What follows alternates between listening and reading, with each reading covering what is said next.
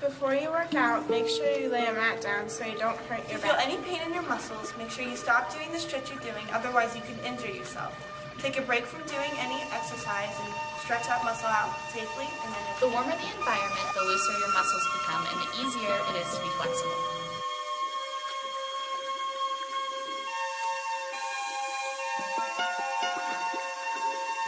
This is called the crane. It's a more advanced yoga pose. To make the pose easier, you can put your head on the ground. Be careful not to strain your neck, otherwise this pose could do more damage than it could help. This is mountain pose. This is a good pose to end your workout in. It realigns your spine and keeps your balance together. It's a good pose to end your workout in because it's a cool down workout and all your muscles can relax and you can relax and you feel better after yoga. This is the corpse pose. You lay down flat on your back, palms facing the ceiling so the energy can flow. You close your eyes and take deep breaths, so just relax.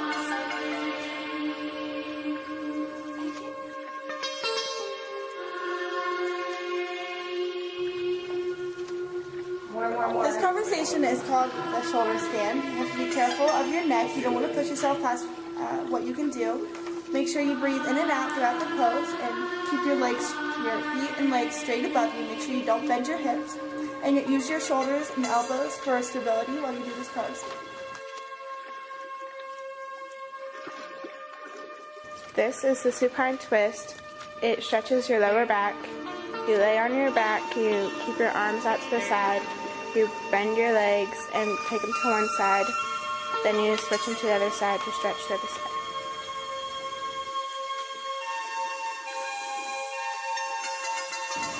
This yoga pose is called the bridge pose. Make sure with this pose you're careful of your back. If you feel any straining or muscles pulling, be careful and just take a rest and lay down. In this pose you keep your hands and feet on the ground and you're doing a back bend. But like I said, be careful of your back. This is the camel pose. You put your hands on your ankles and arch your back. Bring your chest up to the ceiling.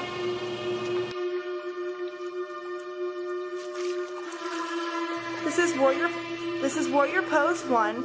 In this pose you do a lunge with your legs and you put your arms straight up towards the ceiling, making sure you keep your breaths good and even in and out. Halfway through this pose you should switch legs, keep your arms straight up towards the ceiling, and make sure your leg is at a right angle.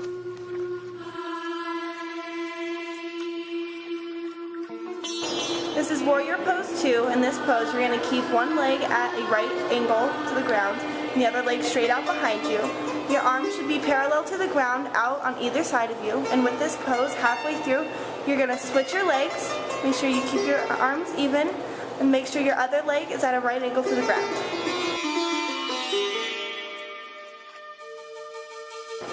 This is the handstand prep. You keep your body at a 45-degree angle. You're on your hands and then you keep your feet on the wall. Make sure you stay, if it hurts, come down. Just be careful.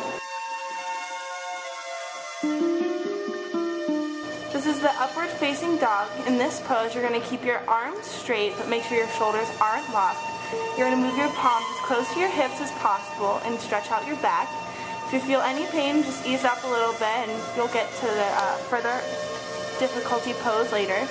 Make sure your head is up towards the ceiling, your chest is out, and you're breathing deeply. This is Katie demonstrating mountain pose. In this pose, you want to act like you have a string pulling from the top of your head, lifting your spine, creating as much space as possible. Keep your arms straight above your head, let the energy flow, and make sure you're taking deep breaths in and out.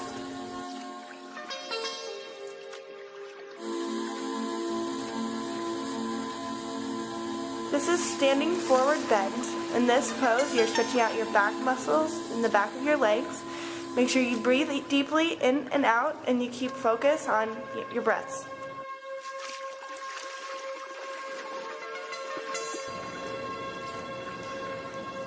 This pose is downward facing dog. In this pose, the key is to keep your legs straight behind you and your back straight, so that way you can get the maximum flexibility exercise. If you feel any pain, just ease up on the bend a little bit and make it a more obtuse angle. There you go.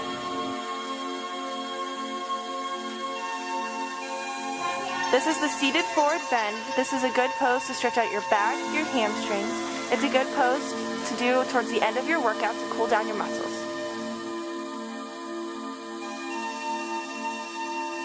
Katie is demonstrating the half lord of the fishes pose. In this pose, you're stretching your hamstrings and your lower back. And to stretch the other side, you just simply move your legs to the other side, put your arms out, and make sure you're breathing in deeply, in and out. Katie's going to be demonstrating the plank pose for us. In this pose, you want to make sure you keep your back straight. Make sure your butt doesn't go up or below the straight line because that wouldn't be the correct pose. For increased difficulty, you can bring your arms down to your sides at a 90-degree angle and hold this pose. This is great for working your abs. Just make sure you breathe deeply in and out. The kind of planking Katie's doing isn't the kind of planking you're used to.